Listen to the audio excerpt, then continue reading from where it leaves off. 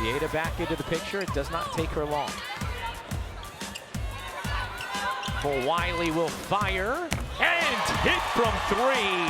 Malaysia for Wiley three. Now Beckers on the steal. Beckers lays it in.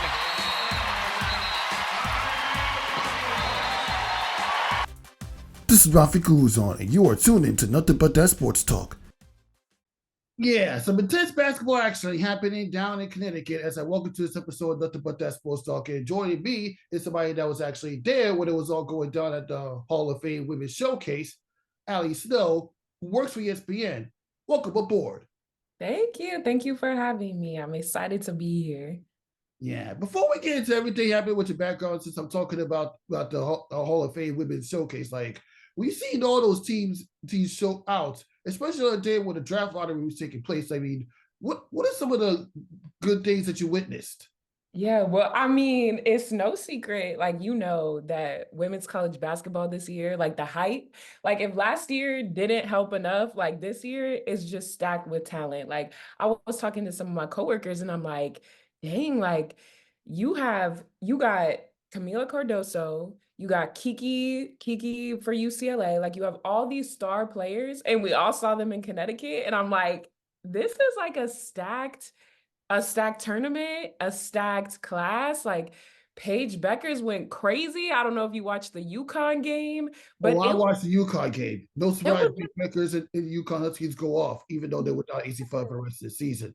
yeah, but it's like they have all this talent, and it's like Utah gave South Carolina a run for their money. I was like, this is just such a good year for women's college basketball, but I was just so impressed, and like the level of play, I feel like has just gone up. Like people are being scrappy, people are talking, they're talking back and forth, and it's just really entertaining to watch. So I had a great time.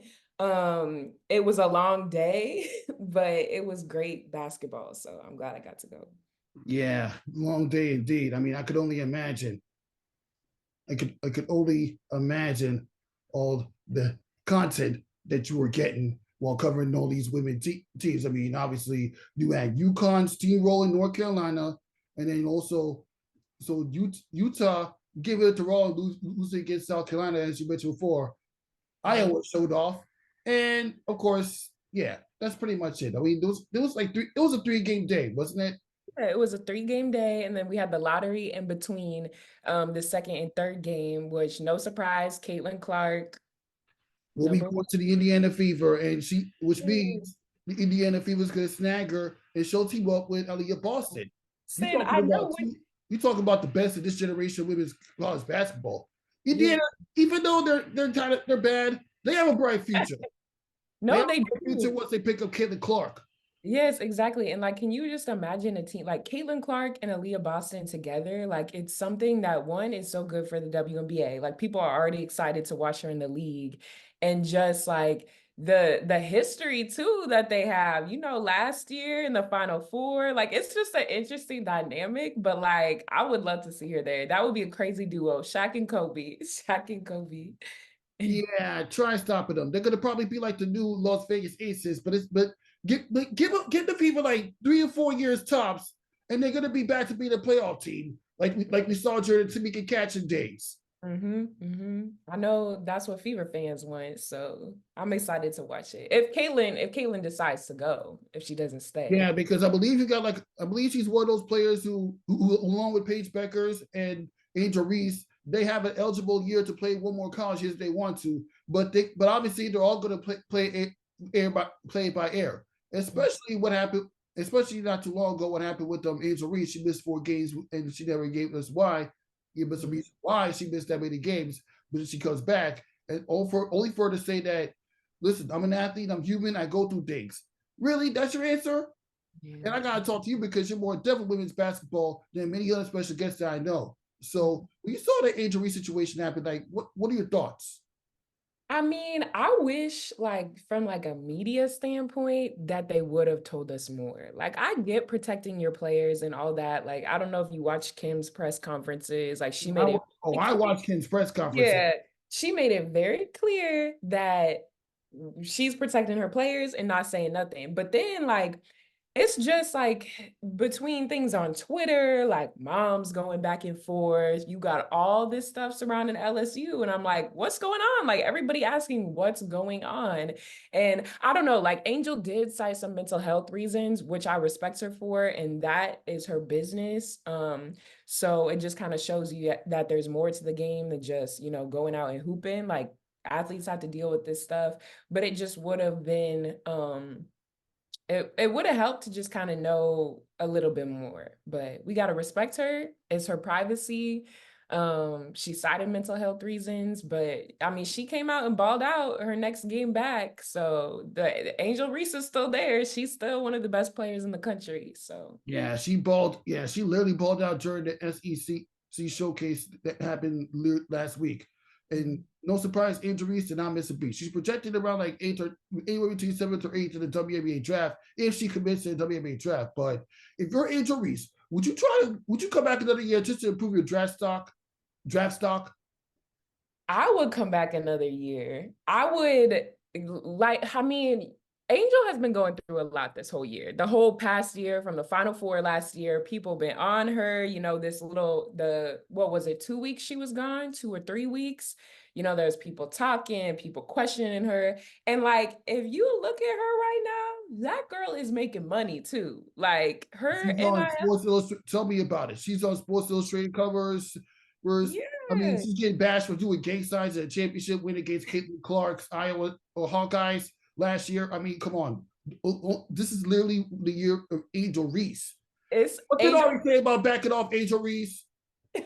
She like, that's why I'm like, okay, this girl can come back another year, you know, improve her draft stock, get it up to top 5. Because to be honest, like I'm not gonna cap. Like there is a lot of like Rakia Jackson, like there's players that I would put ahead of her, but like I think she should come back another year.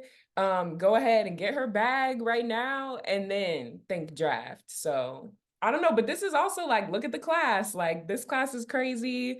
But we'll see what happens. So. Yeah, we'll see what happens. And you know what? I got you. And you know what? Yeah, this is going to be very tricky to see what happens with this year's WNBA draft. I mean, obviously, speaking of WNBA draft, that's what I first saw you around. I saw you doing your thing for ESPN. And this question, like, when you saw last year's draft go down, that me and you actually went to when at a time when we didn't really know each other, like, what are your impressions about the way it's structured from like the whole environment to get to party with your friends at the after party? Yeah.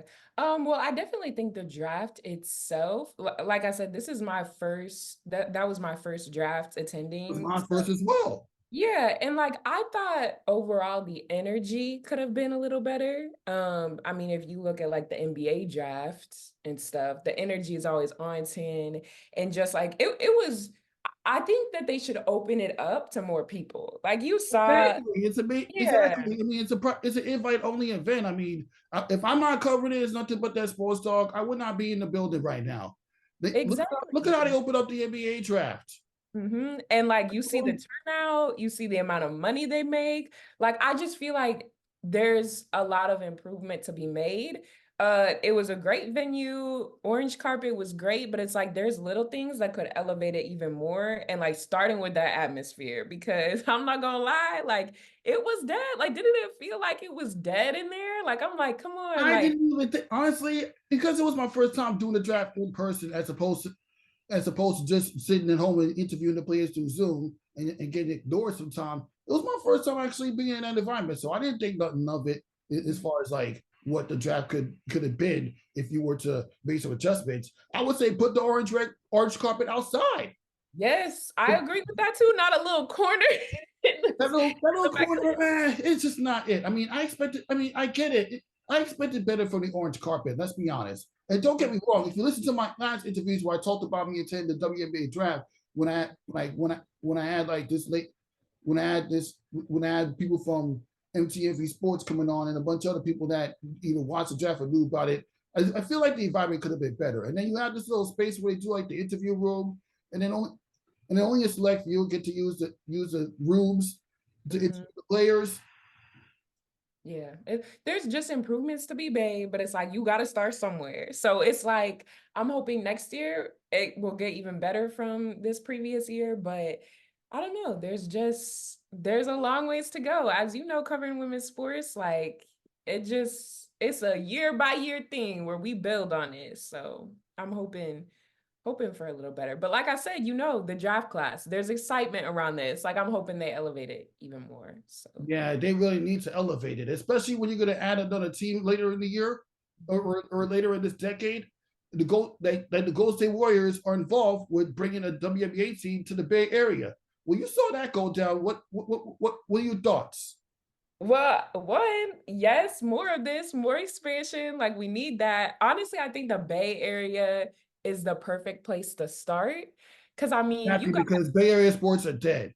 yeah, exactly. The Warriors are poop this year. The Warriors are terrible. Like, if you just think of like that area and the sports fans in that area, like they care about their teams. Plus, you got the Warrior. Like, I think it's a really great place to start.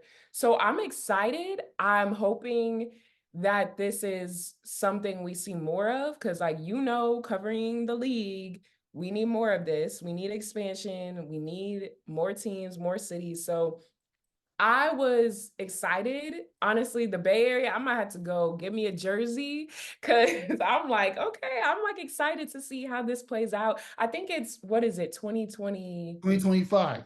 2025. Okay, yeah. So we It'll got be a a whole year before we even know the name of the team. Yeah, we got some time, but it's like it's exciting because it's like people been saying, expansion, expansion, and it's like, is anybody listening? And now it's like, okay, this is real. Like this happening in 2025. We got a team coming to the Bay Area, and it's like, okay, like there's some hype around it. And like I'm saying the draft class again, like if you look at some of the comments on like our women's college basketball posts, like you'll see people like men especially who in the past have been hating on the sport saying da da da like I got people, I got certain friends I know that when I tell them the WNBA is so important, the WNBA is so important, only for to say, not to me. I watched a couple of games and I'm not that impressed. I'm like, you gotta exactly watch more. The it's like disrespect. exactly. And it's like this class this year, like your Caitlin Clarks, your Malaysia for Wiley's, like your Paige Beckers, like all these Angel Reese, all these women that are people are seeing their highlights and are like, dang, okay, they're kind of nice with it. Like we're excited to go watch them in the league. Like people specifically say Caitlin Clark gonna change the WNBA. Like the WNBA been great, and I'm gonna keep saying that. But like The WNBA, if you ask me, the WNBA already changed, especially after what we saw between the Aces and the Liberty. They like exactly. everything that happened from when they surprised me this year with the Jocko Jones trade and Brianna Stewart going there to the finals matchup between the Aces and Liberty actually happening came in fruition. Exactly. And it's exciting because it's like you have all this talent already and you bringing in this star power, like Caitlin Clark, female Steph Curry, must watch TV. Like it's just really exciting. So with like the expansion, like they're like it's only up from here, really. Like that's all it comes down to. Exactly. Although let's be honest, Sabrina Ionescu deserves the title as the next Steph Curry of the WNBA. Let's I be mean, she honest. nice with it too. We can't forget about Sabrina. Yes, like there, but it's like it's great that we're like debating between those two players because it's like we're comparing them to Steph. Like they're up there with Steph. Like it's just it's crazy. So I love it. I Yeah, love this better not be the last time you come on my show, Allie it. Snow, because No, it'll be snowing when it comes to these WNBA no. conversations. Literally, Since you every did time you come it. on. But not, but no, on seriousness, Snow, how did your career in sports got started? Because for what I saw, I believe you went to a college in Nebraska, then you had a Yeah. reporting job, all the way to working towards ESPN Next program, and now you're doing this. Give us a Yeah. little background about that. Yeah, it's definitely been a journey, that's for sure. So yeah, I went to school. I'm a Husker, go Big Red. Went to the University of Nebraska Lincoln. And like when I was little, I was like, I'm gonna be the female Stephen A. Like that's when I was little, that's what I was set on. Like I was like, I'm gonna be talking on TV, talking about basketball, and like that was always the goal. And even in college, like I wanted to be a sports reporter, but you know how things change. And I remember 2020, COVID hit. And I was set to graduate May 2020. And I was like looking for jobs, and there was no sports jobs because I'm there was living it no right now. sports. There I'm was living no. it right now. Why do you think I'm covering sports on my own? Yeah, like it's like 2020 was like it was a blessing and a curse, really, because it actually forced me to sit down and be like, girl, listen, what's up? Like, what are your plans? But yeah, so I applied to a news job because I was like, this is the only job that's open and I need to do something. So applied to a news job in Lincoln, Nebraska, got the job. It was mainly news. Sometimes I filled in for sports, but I spent just over a year doing that, like a year and a half. And it was kind of like, you know what? I don't want to do this anymore. Like, I'm miserable. I work shitty hours, excuse my language, but I just don't want to do this anymore. And so I started looking for jobs. And what's crazy is I was on Twitter one day. Well, I guess it's now X, not Twitter. You still call it Twitter. I would still call it Twitter because that's what I know it as. But I was on X one day and I was doing some deep dive, like scrolling. I found a girl that worked at ESPN on Twitter, like had ESPN in her bio. And I messaged her, didn't know this woman, saw she worked in the Charlotte office. And I was like, hey, like, my name's Allie. I'm a news reporter currently. Don't really like what I'm doing. I'm interested in learning more about ESPN. Do you have any tips on how I get there? All this stuff. Because I mean, from the time I was a little girl, like ESPN, I wanted to be Stephen A. Like working at that company was a goal. And I messaged her. She was like, to this day, I'm so thankful and blessed for this woman. I messaged her and she was like, oh, like here's my number. Like give me a call. You can send your resume if you want. And I was like, cool. Talk to this girl on the phone. She had told me about the ESPN Next program, which you're probably familiar with. Yeah, Um, I signed up yeah, and I signed up in no dice. yeah, But I'm not worried because I'll get it eventually. it'll keep, Or yeah, get an it's just opportunity. I'm not worried. you keep trying, and it's very competitive. And she had told me about it, and I was like, oh, I was like, cool, cool. That sounds like I don't know if I want to live in Bristol, Connecticut, but you know what? It's working at the four letters. Like that's a dream come true. So I'm gonna just apply. So I applied. She kind of guided me through the process, was like this. She was a little bit older than me too, so it had changed a little bit, but she kind of walked me through it.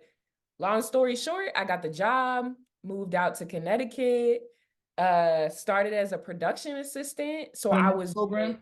yes, yep, in the next program as a production assistant working for the ACC network.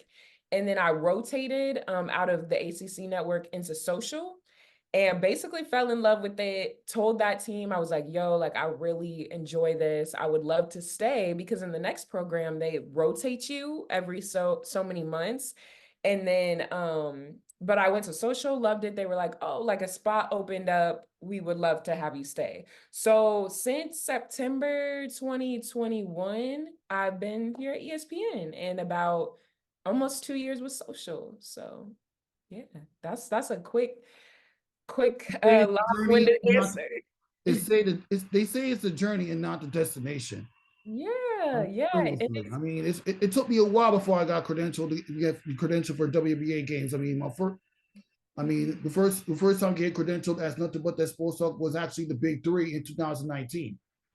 okay, okay. After that, you know that basketball league that Ice Cube Yeah, started. that's yeah, yes, yes. That's and which is huge because it's like that's a huge event And too. before that was this event called Bowling for Peace, but put together by Haran. And if you want to get to know it, you got to do your research. Mm-hmm. Research just so you can get an idea of the type of sports brand that Iran is starting to build, not just for basketball heads, but for the whole entire community to fight against violence around, especially after what we experienced during the pandemic with George Floyd getting kneed down to his death.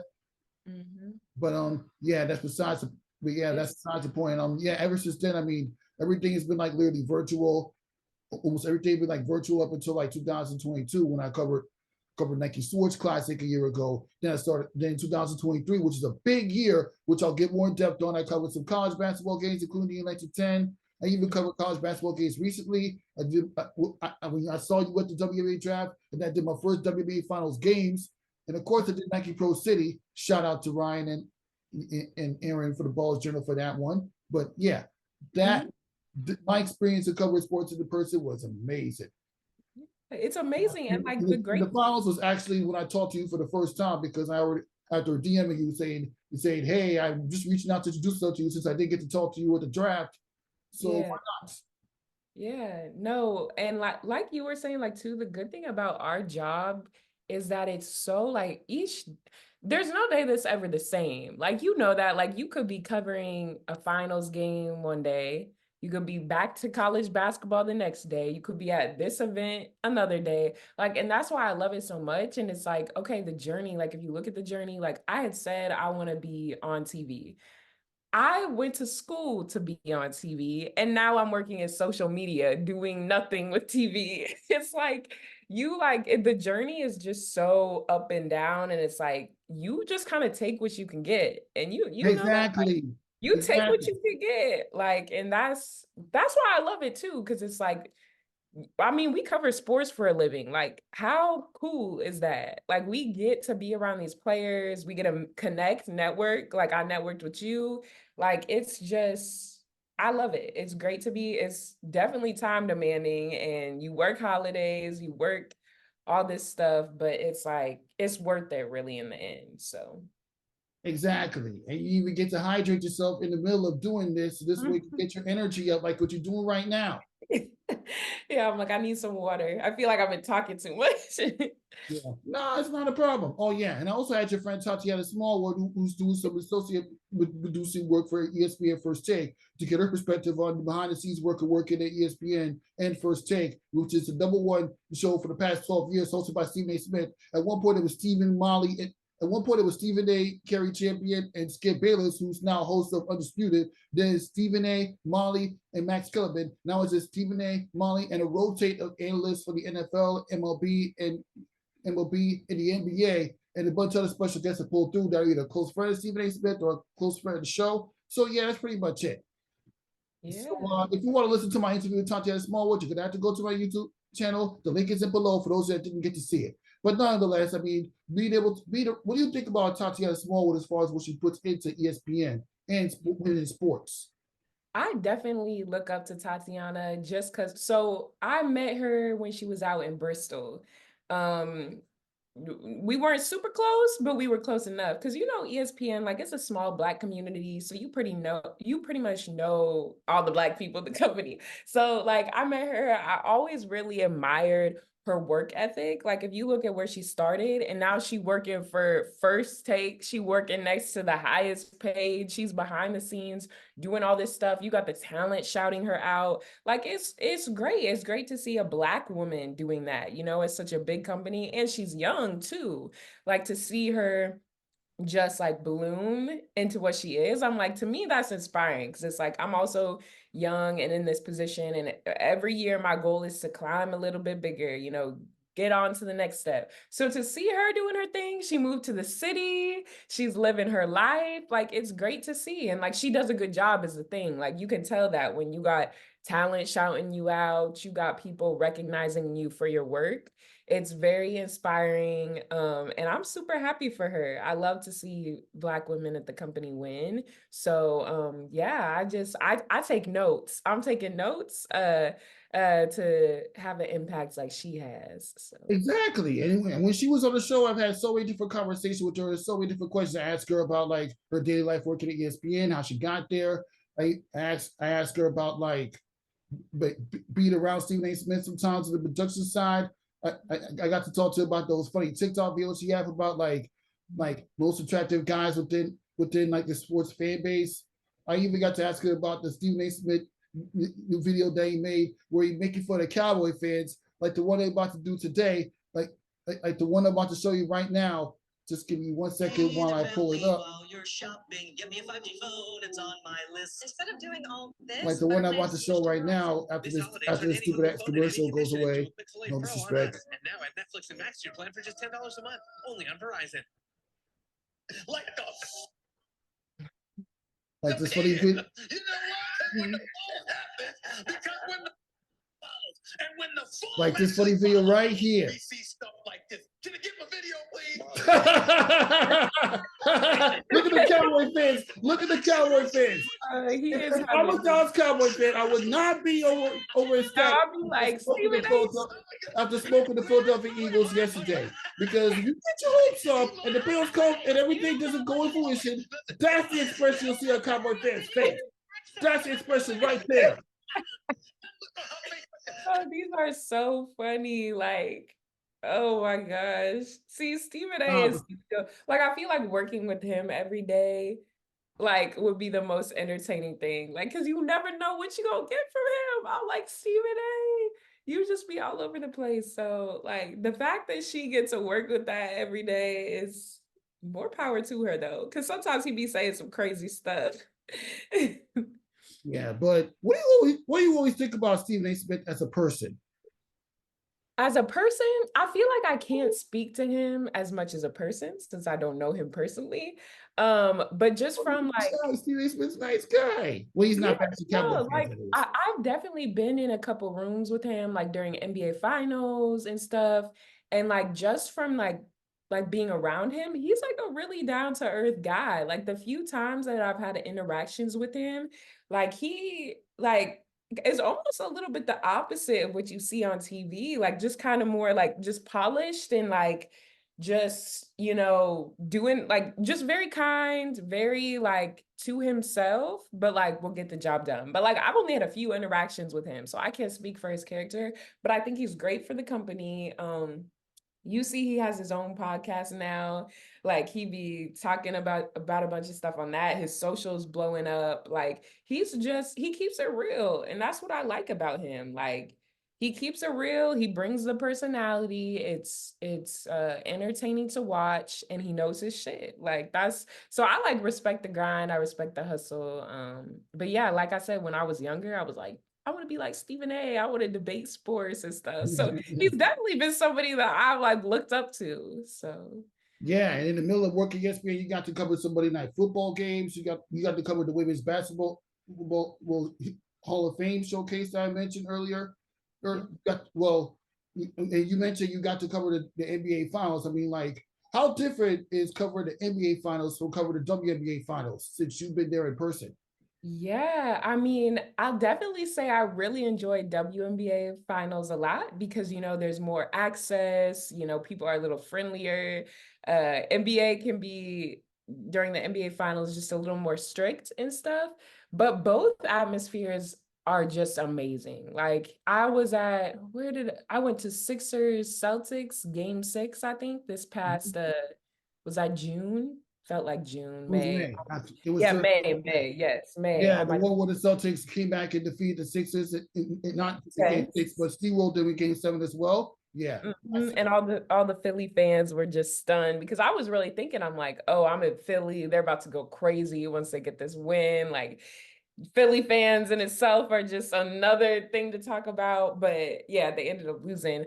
But both, like, it's just like I love covering the finals. Like it's a great time, you know, to be a part of something like that where, you know, it's such like pivotal games and stuff, but like being courtside with the players, you know, finding those interactions. And, you know, that's when all the celebs show up too. Like that's our bread and butter on social, is getting the celebrities, talking to people, you know, kind of getting out of your comfort zone. Like in Philly, I saw Travis Kelce and I was like, oh, should I go up to him? Should I ask him for a video? I was a little nervous, but I'm like, girl, how many times are you going to get this opportunity? So went up to him. But I got love for the W. You know that, like the players are great too. I know like NBA, sometimes players are a little more, what's the right word? Just a little more hesitant to talk and stuff like that. But like the girlies love social, very friendly. WNBA fits, pregame fits. I love everything that surrounds it. So, but definitely great moments. And I'm very blessed to have been able to say, like, yeah, I went to the WNBA finals. I went to the NBA. I'm thinking the exact, trust me, because I think about that moment every week. It's like, I couldn't believe I was able to get credentials. Like this platform is crazy enough. I mean, I don't have as much views as Ari and Christina when they were covering the WNBA Finals, and I don't get invited to write for W Slam or Slam Magazine like Tarika Foster Brasby and Erica Ayala, and I got to cover the WNBA Finals by creating my own lane into it.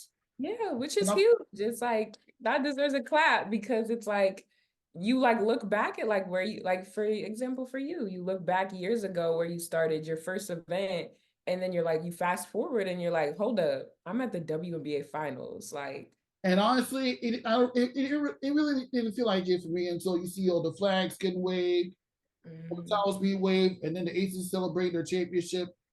It like that was just emotion. That was just an emotional moment for the Aces. Although it did come at the expense of my Duke Liberty, and I'm not gonna stop bashing Courtney Vanderpool for that missed shot. But you know what? I enjoyed the experience nonetheless, and I'm never gonna forget it. Yeah, no, and it's what's humbling too because sometimes like I'm not gonna lie, there's days when I'm like like I gotta go to work, like I gotta do this, I have to travel for this. But at the end of the day, it's like, why are you complaining? You going to a basketball game. Like you exactly. I mean, I've had friends that told me that they don't have the caveats that I have.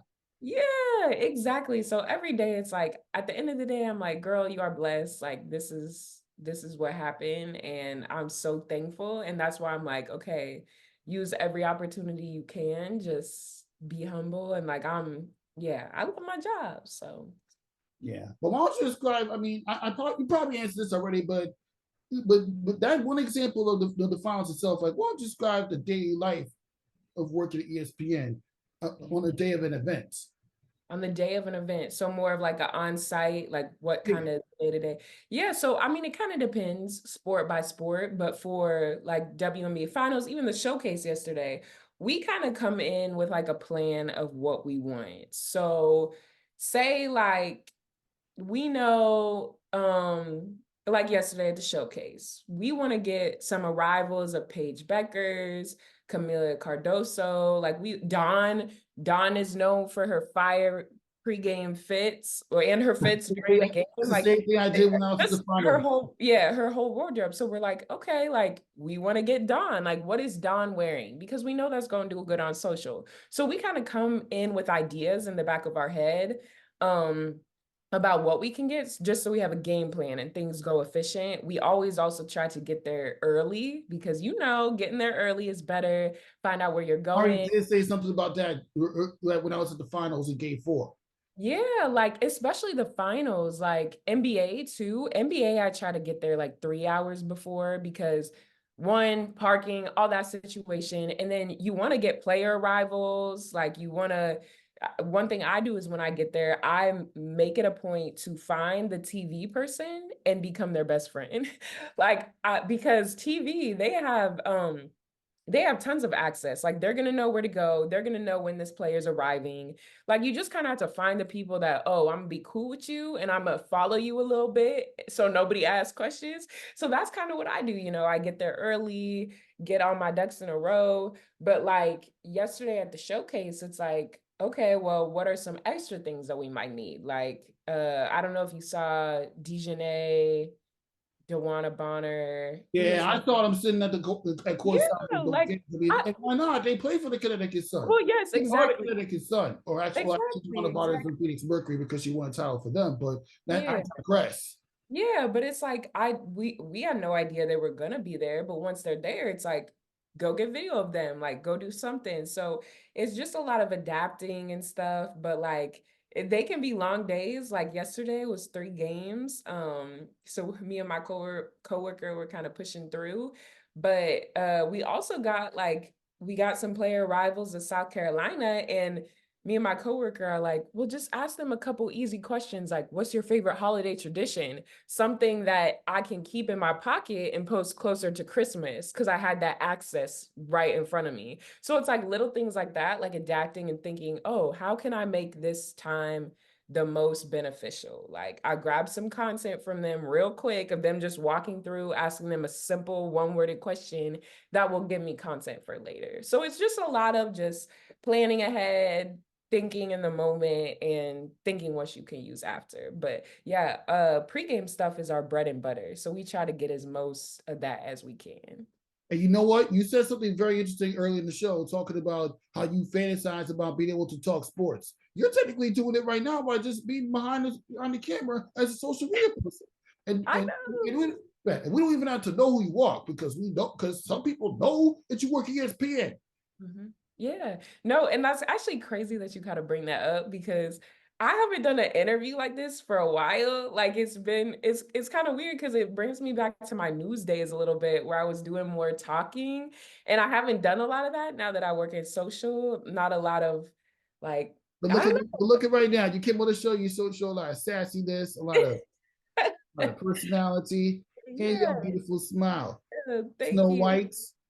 It's definitely it's kind of refreshing because I'm like, oh, I haven't done this for a while. But yeah, it's social is great, but yeah, you don't get that much I guess interviews and stuff like I used to in TV. So it's Yeah, good. but where were you actually filming? Because when I was there, I was filming all the way from like the 200 seats on the top, using my camera, like literally to filming the film for the top. Are you talking about WNBA Finals? NBA Finals. So that was my first, was that my second time at Barclays? Yeah, Okay, maybe my second, but okay, it kind of differs all the time for us because for that particular game, the Liberty game, we usually will have a media seat near the court, somewhere near the court where we can shoot from. Pre-game, it's all cool. We can be on the court, grab all our pregame stuff, grab the intros, grab the warm-ups, all that stuff. But for game time, this was NBA Finals a while back. We did have one seat on the baseline, like during the game, which was huge. I think it was in Boston. 100 seats. No, like right on the court, like baseline where the photogs sit, we had one seat, which was great. I'm like, yeah, but like usually I'll just be floating around. Like for that game for WNBA Finals, I would just float around like section 100 and just keep finding, which kind of sucks. I'm not gonna lie, because having a phone and trying to shoot from that is terrible. But like you kind of just have to make do with what you have. But for NBA Finals, I'm not gonna lie, sometimes I'll finesse some courtside seats. If there's an open one, I'll just go sit in it. I'll go sit behind the hoop, just kind of work my way around and find something and make it work. Because, like, I don't know if you know, but like social, like, I feel like social is people don't really think it's a job. Like, cameras have more priorities, which I get, but social is also important, especially in the day and age we live in where people from 13 years old to like 35 are not consuming TV like that. They're consuming social and on their phone. So I definitely think it's something that's important and should be prioritized. But yeah, usually I'm just roaming around trying to find the best shot. So That's how it's done. I mean, at least you got to film because, and the reason why I'm asking that because because when I was watching the Hall of Fame Women's Showcase, I saw where you would see that you were on TV. was I? Like you probably sitting like I believe you was on this side of the court, right over there. On the table, yeah, right. One of those little tables you would see that. Yes, How yes. small is that venue compared to the Barclays Center? Because only you can say that because you've been in there. Yeah, no, I mean, like, and it depends on the arena. Like Barclays, I feel like is a strict place. Like they're just security, like seating, but like Sun games, like working Connecticut Sun games, they're very happy for us to be here. Like we always get a seat at the table. That showcase got lucky enough to get a seat at the table, but I really think it depends on the arena. Boston, only been there a few times. Wasn't bad. Like I got access places, wasn't terrible, but Barclays is strict. They're so strict. Yeah, you just gotta conduct yourself well and be friendly with everybody. Yeah, It's not as bad as it looks. I mean, well, obviously you're coming from Connecticut, right, which is probably where you are right now, but that's besides the point. Yeah, the yeah, fact that you're able to get in depth with all those events while working at ESPN Social, it's amazing. yeah. No, it's definitely something I don't take for granted. And like you said, at the end of the day, you just really got to be nice to people, put on a smile, explain who you work for, why you're there. what your content you're I looking find to. compliments for my question, but on Twitter, I also got bashed for some questions that a lot of people did not like when certain questions I asked Asia Wilson. But it's whatever. And so you move on and you learn from it and you take notes and you use it for the next time. But yeah, I guess I don't really have a choice. I mean, if you're gonna have haters, make the haters love you with your work, not with your words. exactly. At the end of the day, they clicking on your stuff. So it's like at the end of the day, they look like fans. So that's all I gotta say. Yeah. But besides the point, I mean, do you see yourself working at ESPN like as a very final job in your life, or would you want to work for another company in the future when you're established enough? Yeah, that is a really good question. I feel like people ask me about my future all the time, and I'm like, I don't even know what I'm gonna eat tomorrow. But I definitely see myself staying at the company for a while, for a very long time. I can't put a number on it.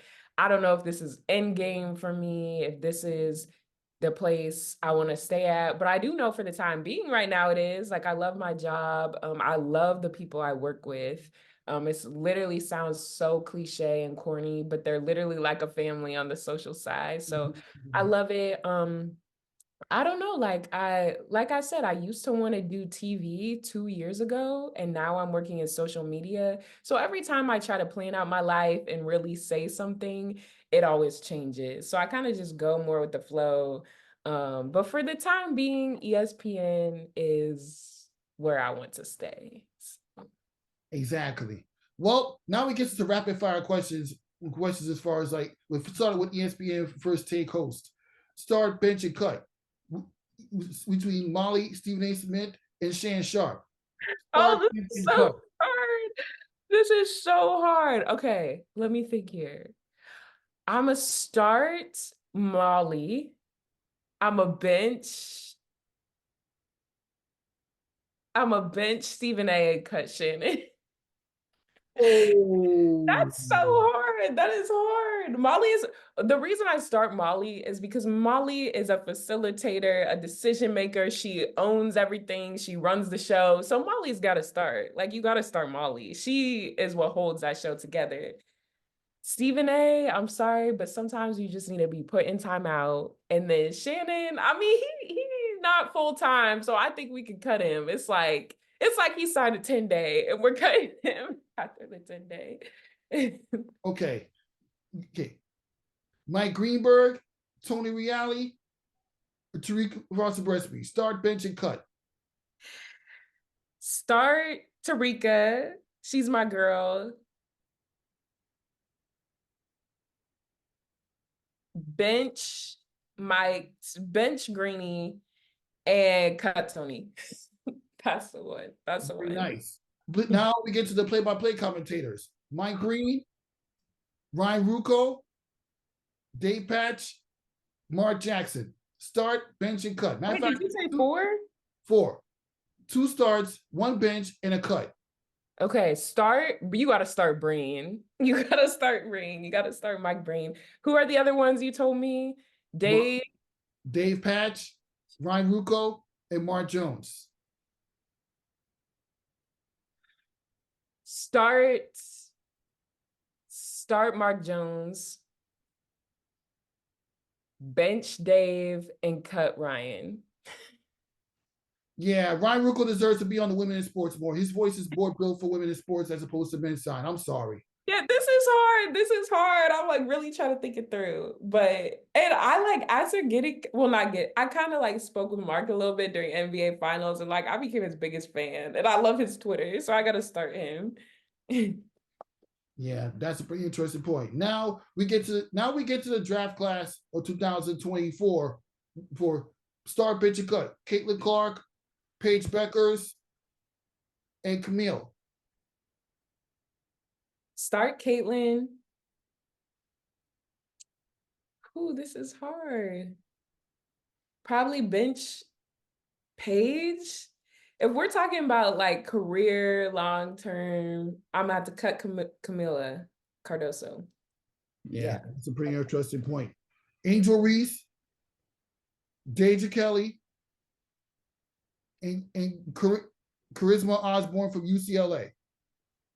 Start Angel, bench Deja, and cut Charisma. That's Okay. pretty interesting points. Yeah, that's interesting. You're asking some hard questions. I don't know if you're talking about this season, if I should be looking at this. This season, actually. Okay. Season. And you know what? Yeah, one last top before we let you go. Yeah, we just had the NBA in-season tournament go down, and they started this little crossover with where you had one TNT analyst working for Mike Breen, and then you had another one working for ESPN, working for TNT, just for this one occasion. Since both games are taking place in Vegas, it only made sense. Like, what are your overall impressions about the way that the whole production work of ESPN and TNT crossover going down? Yeah. During So, the season tournament? I know you weren't there, but just seeing it go in fruition because you work for the company. Exactly. And I was on when the show was going on. I watched a little bit of the pregame stuff, not all of it, but some of it.